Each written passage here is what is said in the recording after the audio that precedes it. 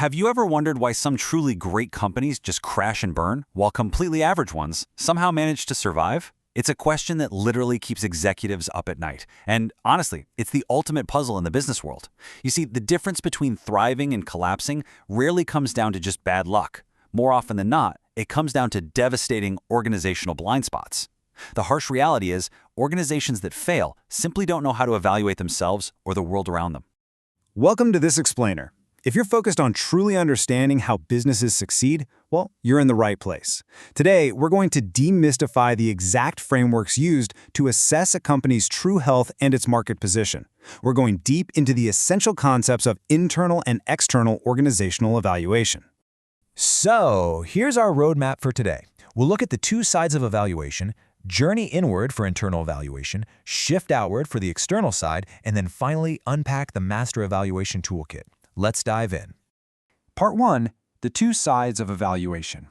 Think of this as looking in the mirror versus looking out the window. The workings of any organization are essentially caught between two completely different environments.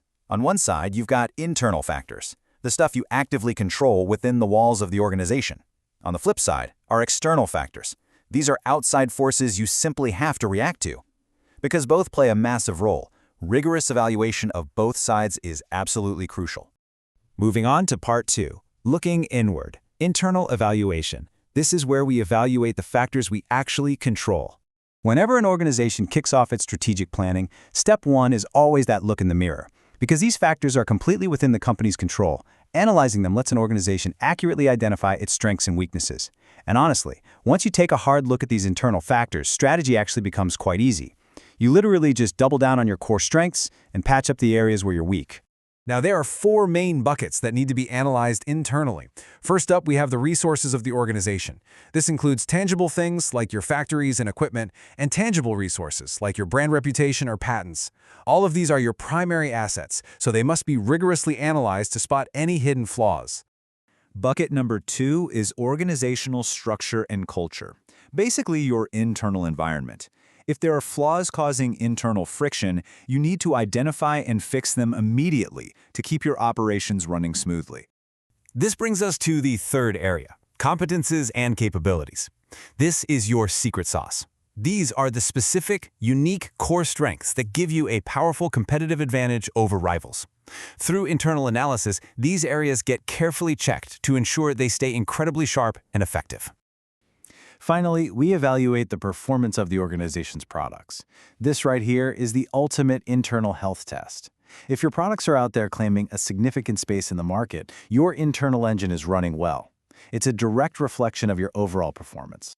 All right, Part 3, looking outward, external evaluation. Time to react to the chaotic world outside. Now, external evaluation is a whole different ballgame. You're no longer looking at what you control. Instead, you're assessing the wild, outside forces that influence your organization, things you have to understand to survive. These are components you cannot directly control, but you absolutely must account for. To do this right, there's a specific 4-step structured approach. We start big with the macro environment, zoom into the micro environment, analyze the market scenario, and finish up with the competitors. Let's break these down real quick. Stage 1 focuses on the macro environment. Think of these as massive, sweeping forces that impact business at both national and international levels. We're talking political shifts, technological advancements, social trends, and economic factors. I mean, you can't control national interest rates or a sudden global tech boom, right? But you definitely must evaluate how they're going to impact your bottom line.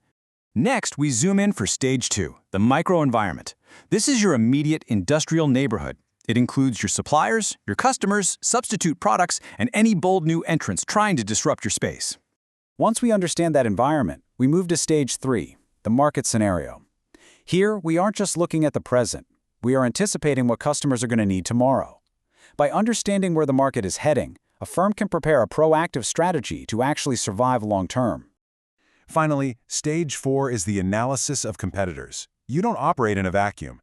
Analyzing your rivals helps the organization brace for new innovations and develop specific tactics to maintain its position in the market.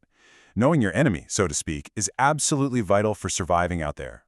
Which brings us to Part 4, the Master Evaluation Toolkit. These are the specific tools we use for strategic analysis. So here are the actual frameworks. For internal analysis, you'll rely on tools like gap analysis, the value chain, financial analysis, and product lifecycle tracking. For the external side, you're looking at frameworks like PESTLE, Porter's 5 Forces model, and the competitive profile matrix. But notice that crossover right there at the bottom. Analyzing your internal strengths and weaknesses alongside your external opportunities and threats with a SWOT analysis, that's what bridges the gap between these two worlds. And that leaves us with this final, powerful thought to take away from our explainer today. The core philosophy of organizational evaluation really boils down to this: control what you can through rigorous internal analysis and anticipate what you can't through comprehensive external evaluation. By mastering both sides of this framework, an organization stops reacting to failure and starts engineering its own survival. So ask yourself, how well is your organization looking in the mirror, and just how clearly is it looking out the window?